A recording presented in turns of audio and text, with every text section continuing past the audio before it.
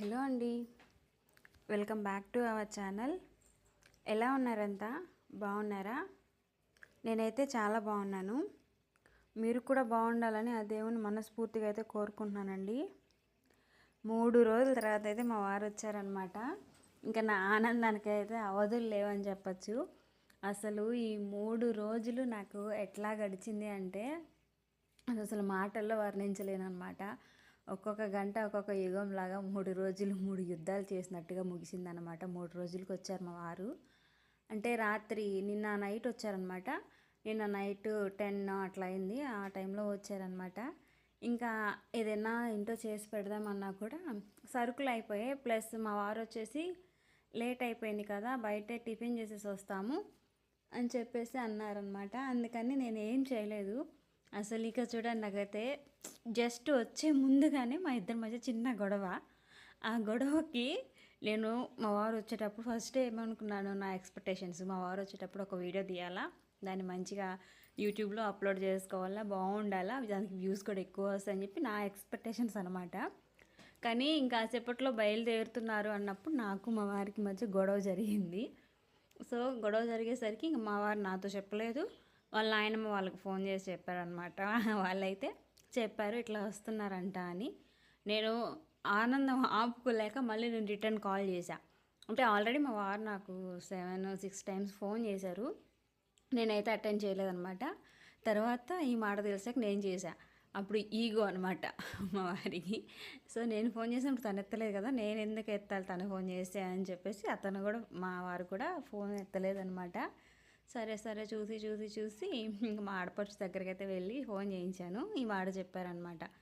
ఇంకా చూడండి, హ్యాపీ అనమాట. ఉన్న కోపం ఎగిరిపోయింది. అలా అని మనకి ఈగో అయితే సాటిస్ఫై అవ్వదు కదా కోపం ఎగిరిపోయినంత మాత్రాన. అందుకని ఈగో అట్లానే నైట్ కంటిన్యూ చేశాను అనమాట. తెల్లారేసరికి ఈగో లేదు, ఏమీ లేదు, మొత్తం పోయింది.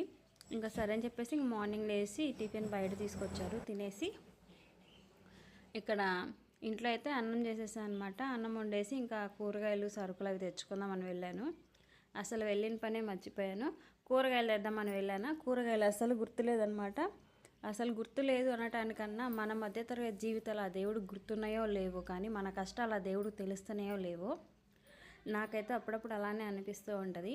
కింద పడో పైన పడో, తినో తినకో కష్టం చేసి రూపాయి దాచుకుంటుంటే నెల వచ్చేసరికి 3,000-4,000 దాచి పెడతాంలే, అన్నీ కట్టి అన్నీ చేసి అని అనుకుంటే తీరా నెలాఖరు వచ్చేసరికి సరుకులున్న రేట్లకి ఏది కొనలేక ఉన్న ఆనందాలు చంపుకొని బతికే మన మధ్యతరగతి బతుకుల గురించి ఆ దేవుడికన్నా కనీసం తెలుస్తుందా లేదా, దేవుడన్నా మనకు ఇంకా చూస్తున్నాడా లేదా అని అనిపిస్తుంది నాకైతే ఒక్కోసారి. ఎందుకు అంటే మన మధ్యతరగతి కష్టాలు అనేవి మనకు మాత్రమే తెలుస్తున్నాయా, లేకపోతే ప్రతి ఒక్క మధ్యతరగతి జీవితాలు ఇలానే ఉంటాయా? ఆ దేవుడికి అసలు ఏం తెలీదా? అందరూ చాలా ద్రోహాలు చేసే వాళ్ళు ఉన్నారు, మోసాలు చేసే వాళ్ళు ఉన్నారు, హత్యలు చేసే వాళ్ళు ఉన్నారు, డ్రగ్స్ అమ్మే వాళ్ళు ఉన్నారు. వీళ్ళందరినీ కూడా దేవుడు మంచిగానే చూస్తున్నారు కదా. మనం ఏం పాపం చేసాం? మధ్యతరగతిలో పుట్టడమే మన పాపమా, మన చేసుకున్న తప్ప అని అనిపిస్తుంది అనమాట ఒక్కోసారి. అసలు ఏం లేదండి, నిద్రలేసిన దగ్గర నుంచి మా వారు షాప్కి వెళ్తారు, షాప్లో వచ్చే రూపాయి అడప పని చేస్తుంటారు. ఆ డబ్బులు అయితే మేము కట్టాల్సిన వాళ్ళకి ఫైనాన్షియల్గా వాళ్ళకి పే చేసుకుంటూ ఉంటాము. ఇంకొచ్చేసి ఇంట్లో టీవీ లేకపోతే ఎవరైనా ఉంటారా? టీవీ పెట్టుకోవాలి కదా. టీవీ కన్నా ముందు మెయిన్ ఇంట్లో ఎలక్ట్రిసిటీ. సో కరెంట్ అనేది లేకపోతే అసలు మనకి ఏది కూడా నడవదు కదా. So first current bill 500, dish bill 300, అక్కడికి 800 అయిపోతాయా. పాలకి 2,000. ఇలానే ఈ ఖర్చులన్నీ లెక్కేసుకుంటూ పోతే సరుకులకే నెలకు వచ్చేసరికి కనీసం 5,000 వరకు అవుతుందండి. ఆ తెచ్చిన సరుకులు ఏమన్నా నెల మొత్తం వస్తాయా అంటే అది కూడా రావట్లేదు. ఈరోజు 1,000 రూపాయలు చేత పట్టుకొని నేను సరుకులు తేవడానికి వెళ్తే, అది కూడా అన్నీ ఏం కాదు, కొన్ని ఇంట్లో అయిపోయిన థింగ్స్ ఉంటాయి కదా. అంటే తెచ్చిన ప్రతి సరుకులు నెల మొత్తం రావు అందరికీ కూడా. కొంతమంది ఏంటంటే కొంచెం రిచ్ పర్సన్స్ ఉంటారు కదా, వాళ్ళు ఏంటంటే తెచ్చేసేసుకుంటారు 1 మంత్కి 2 మంత్స్కి అట్లాగా ఉండిపోతూ ఉంటాయి వాళ్ళకైతే.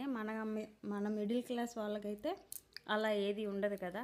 అయిపోయినప్పుడు తెచ్చుకుంటూ ఉంటాం. చేతిలో రూపాయి ఉన్నప్పుడు వాటిని రూపాయికి రూపాయి ముడి వేసిన తర్వాత 10 రూపాయలు అయ్యాక మనం వెళ్ళి సరుకులైతే తెచ్చుకుంటూ ఉంటాము. ఇక్కడైతే నేను అవే పని చేశానన్నమాట. నేను ఏది కూడా ఎక్స్ట్రా తీసుకోను, ఏది కూడా వృధా ఖర్చులైతే అస్సలు పెట్టను. పెట్టే ఒక రూపాయికి కూడా మనకు నాణ్యత ఉందా లేదా, ఇది మనకు ఉపయోగపడుతుందా లేదా అన్న ఉద్దేశంతోనే నేనైతే సరుకులు తీసుకుంటాను. ప్రతిదీ కూడా నేను నిజం చెప్పాలంటే గుళ్ళు కందిపప్పు మాత్రం ప్రతిసారి నేను కేజీ తీసుకుంటూ ఉంటాను. కానీ ఈసారి నెలలో 2 సార్లు తీసుకోవాల్సి వచ్చింది. ఈ మధ్య టిఫిన్ కూడా కొంచెం ఎక్కువగా వేసుకుంటూ ఉన్నాం అనమాట. అంటే ఉప్మా ఇట్లా కాకుండా ఎక్కువ దోశ ఇడ్లీ చేసుకోవడం వల్ల మినప్పప్పు అయిపోయింది. 1 కేజీ మినప్పప్పు తీసుకున్నాను. 1 కేజీ మినప్పప్పు 150 రూపాయలు పడింది. For KG 150. కందిపప్పు తీసుకుందాంలే 1 కేజీ అనుకున్నా. కందిపప్పు ధర వచ్చేసి 170 రూపాయలంట. 1 కేజీ కందిపప్పు 170 రూపాయలు. ఇంకా డబ్బులు సరిపోతాయో లేదో అన్నట్లుగా నేనైతే 1/2 కేజీ కందిపప్పు తీసుకున్నాను. తాలింపులు వచ్చేసి 1/2 కేజీ 60 రూపాయలట. తెల్లుల్లిపాయలు, తెల్లగడ్డలు మనం ప్రతి కర్రీలో వేసుకుంటూ ఉంటాం కదా తెల్లగడ్డలు, ఇవి వచ్చేసి 1/2 కేజీ 60 రూపీస్ అంట. నేనైతే 1/2 కేజీ తీసుకున్నాను. ఇంకా కల్లుప్పు, సాల్ట్ ప్యాకెట్లో ఏం విటమిన్స్ ఉంటుందని నాకైతే తెలియదు, కానీ అది ఒక్క సాల్ట్ ప్యాకెట్ వచ్చేసి 22 రూపీస్ అంట. కల్లుప్పు వచ్చేసి 50 రూపీస్, 15 రూపాయలు పడింది. ఇంకా ఆయిల్ అవి కూడా ఏం తీసుకోలేదన్నమాట. ఎవరు సాటర్డే కదా, ఇంటికైతే ఆయిల్స్ అవి తెచ్చుకోం కాబట్టి తీసుకోలేదన్నమాట. ఇంతవరకు అయితే తీసుకున్నాను. ఇంకా తెచ్చిన సరుకులు అన్నిటిని కూడా ఈ విధంగా అయితే సర్దుకున్నాను. మన మిడిల్ క్లాస్ కష్టాలు అనేవి మనకు మాత్రమే తెలుస్తాయని నా ఉద్దేశం. ఆ దేవుడికి కూడా తెలియదు. ఒకవేళ ఆ దేవుడికి తెలిసే కనుక ఉండుంటే మన మిడిల్ క్లాస్ వాళ్ళ కష్టాలు, ఖచ్చితంగా ఆ కష్టాలు కొండ ఎక్కేటట్టే చేస్తాడు. కానీ ఇలానే జీవితాంతం ఈ కష్టాలు అనుభవించండి అని చెప్పైతే వదిలేయడు అనమాట. ఎందుకంటే మనం ఆ దేవుడిని ఎంతగా నమ్ముతూ ఉంటామో ఆ దేవుడికి మన కష్టాలు తెలుసుంటే ఈ కష్టాలు మన జోలే రాకుండా చేయాలి. అలా చేయట్లేదు కాబట్టి మన మిడిల్ క్లాస్ వాళ్ళ కష్టాలు మనకు మాత్రమే తెలుసు అని అయితే నేను అనుకుంటున్నాను అనమాట. సో అనుకుంటున్నానని కాదు, అదే నిజం కూడా. నేను అంటుంది కూడా అదే నిజం అని నేను అంటున్నాను ఇక్కడ. సో మన ఛానల్ని ఎవరైనా ఫస్ట్ టైం చూస్తుంటే తప్పకుండా సబ్స్క్రైబ్ చేసుకోండి. అండ్ వచ్చేసి మన ఛానల్లో ఈ వీడియో కనుక మీకు నచ్చినట్లయితే లైక్ చేయండి. ఇలాంటి చాలా వీడియోస్ అయితే మన ఛానల్లో స్క్రోల్ చేసి ఉంటాయండి. సో నేనైతే ఫస్ట్ టైం ఈ యూట్యూబ్ ఛానల్ పెట్టడం, దీన్ని వచ్చేసి మీరు నాకు సపోర్ట్ చేస్తే ఇలాంటి మరెన్నో ఇంట్రెస్టింగ్ టాపిక్స్ని అయితే నేను మీ ముందుకు తీసుకొస్తూ ఉంటాను. అండ్ వీడియో నచ్చితే లైక్ చేయండి, ఛానల్ కూడా సబ్స్క్రైబ్ చేసుకోండి. ఇక్కడ సరుకులన్నీ సర్దేసుకున్నాను కదా, ఇక్కడ కింద కొన్ని థింగ్స్ పడిపోతూ ఉంటాయి కదా, కొంచెం పడిపోతే నేను ఏది చేసినా కూడా అంతా కింద పోయాను. చేసుకునే ప్రతి పని నీట్గా అన్ని జాగ్రత్తగా అయితే చేసుకుంటూ ఉంటాను అనమాట. ఇక్కడ అంతా అయిపోయిన తర్వాత చేసుకుంటున్నాను. ఇంకా చేసుకున్నాక ఇక్కడ చూసారా ఉల్లిపాయలు, తెల్లగడ్డలు